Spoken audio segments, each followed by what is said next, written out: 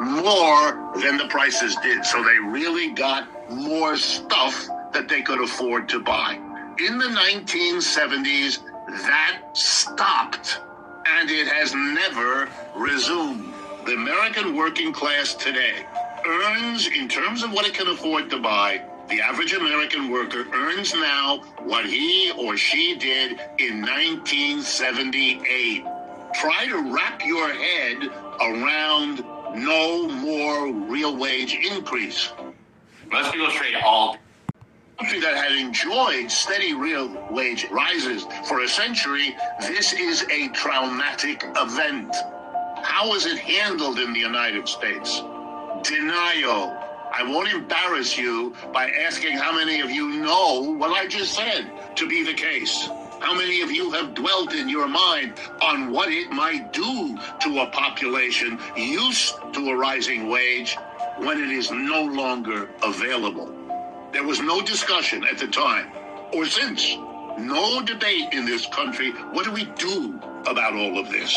The closest you got were vague gestures in which somebody says, gee, the middle class seems to be fading away. As if this were, I don't know, some sort of cosmic effect, or maybe the result of sunspots, or allergies, or who knows what. But an analysis, either of why it happened or of what its consequences were, no, nothing serious. Well, let me tell you what some of the results were. Number one, by far the most important socially, the women of the United States left the home where they had been sequestered for the earlier parts of American history and had to go out and do wage labor en masse. If you have a 700 plus...